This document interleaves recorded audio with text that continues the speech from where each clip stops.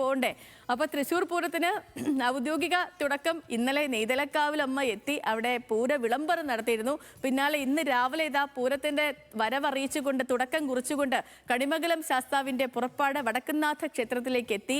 മഞ്ഞും വെയിലും ഏൽക്കാതെയാണ് കണിമംഗലം ശാസ്താവ് എത്തിയത്. പിന്നാലെ മറ്റ് ഘടകക്ഷേത്രങ്ങളും വടക്കുംനാഥനിലേക്ക് പുറപ്പെടും. രാവിലെ 11 മണിയോടെയാണ് വളരെ പ്രസിദ്ധമായ മഠത്തിൽ വരവ് പഞ്ചവാദ്യം ആരംഭിക്കുന്നത്. സച്ചിനും പ്രസാദ് ഉടുമ്പശ്ശേരിയും ലെവിൻ കെ വിജയനും അബ്ദുൽ റഹീമും ഒക്കെ നമ്മുടെ ഒരു വലിയ സംഘം അവിടെ പൂര നഗരിയിലുണ്ട്. പക്ഷെ ഞാൻ ആദ്യം പോകുന്നത് പ്രസാദ് ഉടുമ്പശ്ശേരിയിലേക്കാണ്. Prasad, good morning. അങ്ങനെ പൂര വരവ് തുടങ്ങിയിട്ടുണ്ട്, ഘടകപൂരങ്ങളുടെ വരവ് വന്നിട്ടുണ്ട്. കണിമംഗലം ശാസ്താവ് എത്തി, അവിടെ വടക്കുംനാഥന്റെ മണ്ണിലേക്ക് എത്തി. ഇനി പിന്നാലെ മറ്റ് പൂരങ്ങളുടെ ഘടകപൂരങ്ങളുടെ വരവുകളാണ്. ഓരോ കഥയും ഓരോ സംസ്കാരവും പേറിക്കൊണ്ടുള്ള വരവ്. തൃശ്ശിവപ്പേരൂരിനെ അങ്ങ് ആവേശത്തിന്റെ കൊടുമുടിയിൽ എത്തിക്കാനുള്ള ആദ്യത്തെ വരവുകൾ തുടങ്ങിയിട്ടുണ്ട്. ഇപ്പോൾ എന്താ നടക്കുന്നത് അവിടെ ക്ഷേത്രത്തിൽ?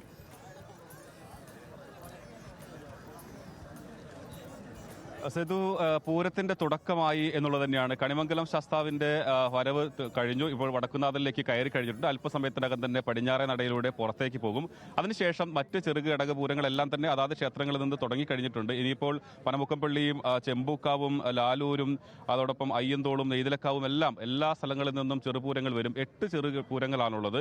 അതിനുശേഷമാണ് വളരെ പ്രശസ്തമായിട്ടുള്ള തിരുവമ്പാടിയുടെയും പാറമേക്കാവിന്റെയും എല്ലാം തന്നെ ചടങ്ങുകൾ നടക്കുക. ഇപ്പോൾ കണിമംഗലമാണ് അകത്ത് കയറിയിട്ടുള്ളത്. ഇത്തവണ ചെറുപൂരത്തിന് അതിൽ ഏറ്റവും ആളുകൾ ആകാംക്ഷയോടുകൂടി കാത്തു നിൽക്കുന്നത് ചെമ്പൂക്കാവിൽ നിന്നുള്ള എഴുന്നള്ളത്താണ്. ചെമ്പൂക്കാവിന്റെ തിടമ്പേറ്റുന്നത് തെച്ചിക്കോട്ടുകാവ് രാമചന്ദ്രനാണ്. ഇപ്പോൾ ഇവിടെ ദൃശ്യങ്ങളിൽ കാണാം, തെക്കേ ഗോപുര നടയിൽ പൂക്കളെല്ലാം വെച്ച് അലങ്കരിച്ചുകൊണ്ട് നിൽക്കുകയാണ്. ഇത്തവണ ഒരു പ്രധാനപ്പെട്ട കാര്യം എന്ന് പറയുന്നത് മുണ്ടുത്തിക്കോട് ദുരന്തത്തിന് ശേഷം ചടങ്ങുകളിൽ ഒരു ചെറിയ മാറ്റം വരുത്തിയിട്ടുണ്ട്. ഒന്ന്, കുടമാറ്റത്തിന് 15 മിനിറ്റ് മാത്രമേ ഉണ്ടാകുകയുള്ളൂ.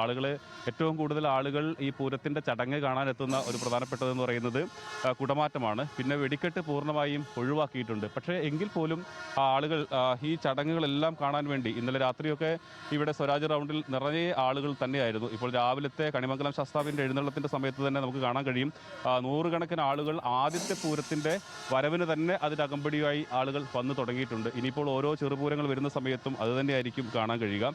എന്തായാലും 8 ചെറുപൂരങ്ങളും അല്പസമയത്തിനകം തന്നെ അവരുടെ ക്ഷേത്രങ്ങളിൽ നിന്ന് വടക്കുംനാഥ സന്നിധിയിലേക്ക് വന്നുകൊണ്ടിരിക്കും. അതിനുശേഷം ഒരു 7:30 തിരുവമ്പാടിയിൽ നിന്നും മഠത്തിലേക്കുള്ള പുറപ്പാട് ഉണ്ടാകുക. മഠ കഴിഞ്ഞ് 11:30 മഠത്തിൽ വരവ് പഞ്ചവാദ്യത്തിന് തുടക്കമാകും. ഏറ്റവും കൂടുതൽ ആളുകൾ ഈ പൂരത്തിലെ പ്രധാനപ്പെട്ട എന്താണ് ആളുകൾ കാണുക എന്ന് പറയുന്നത് ഒന്ന് മഠത്തിൽ വരവ് പഞ്ചവാദ്യവും എലഞ്ചിത്രമേളവും കുടമാറ്റവും വെടിക്കെട്ടുമാണ്. ഇത്തവണ കുടമാറ്റം കുറഞ്ഞ സമയം മാത്രമേ ഉള്ളൂ, വെടിക്കെട്ട് പൂർണ്ണമായി ഒഴിവാക്കിയിട്ടുണ്ട്.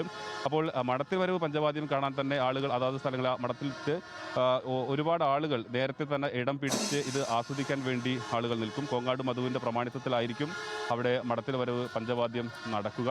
പിന്നീട് ഒരു 11-12 മണിയോടുകൂടി ആണ് പാറമേക്കാവിൽ നിന്നും പൂരപ്പുറപ്പാട് ആരംഭിക്കുക. അതിൽ ക്ഷേത്രത്തിൻ്റെ മുമ്പിൽ 15 ആനകൾ നിരന്ന് നിന്ന് അവിടെ ചെമ്പട മേളം നൽകും. അതന്നെ ആസ്വദിക്കാൻ ആയിരക്കണക്കിന് ആളുകൾ ക്ഷേത്രത്തിന് മുമ്പിലുണ്ടാകും. പിന്നീട് ആ മേളം കഴിഞ്ഞ് നേരെ ക്ഷേത്രത്തിനകത്തേക്ക് കയറുകയാണ്.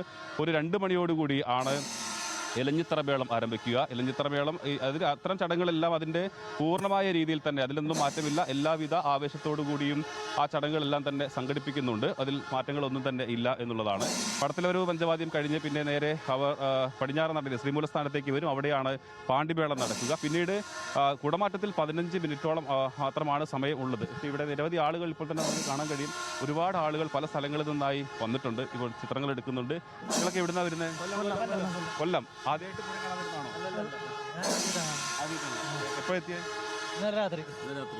ഈ രാത്രി കാഴ്ച രാത്രി വന്ന് ഇവിടെ മൊത്തം റൗണ്ട് അടിച്ചു. പിന്നെ റെയിൽവേ സ്റ്റേഷനിൽ കിടന്നത്. പിന്നെ പോയിരുന്നു. പൂരത്തിന്റെ എല്ലാ ചടങ്ങുകളും കണ്ടിട്ടേ പോവുള്ളൂ? അങ്ങനെയല്ല, രാത്രി പൂരം കഴിഞ്ഞിട്ട് പോകും. രാത്രി പൂരം കഴിഞ്ഞിട്ട് പോകും. എന്താ പറയാനുള്ളത്? നമ്മൾ കടവൂരനെ കാണാനായിട്ട് വന്നതാണ്. നമ്മുടെ നാട്ടുകാരനെ. നിങ്ങളുടെ നാട്ടിൽ നിന്നല്ലേ? പാറമേക്കാവിന്റെ തിടമ്പേറ്റുന്നത് 15 വർഷത്തിന് ശേഷം. 15 വർഷത്തിന് ശേഷം തിടമ്പേറ്റുന്നതല്ല, പൂരത്തിൽ തന്നെ പങ്കെടുക്കുന്നത് 15 വർഷത്തിന് ശേഷമാണ്. 2010 പങ്കെടുത്തത്. അന്ന് വലത്തേക്കൂട്ടായിരുന്നു. ഇവിടെ തെച്ചിക്കോട്ടുകാവ് രാമചന്ദ്രനാണ് ഒരുപാട് ആരാധകരുണ്ട്.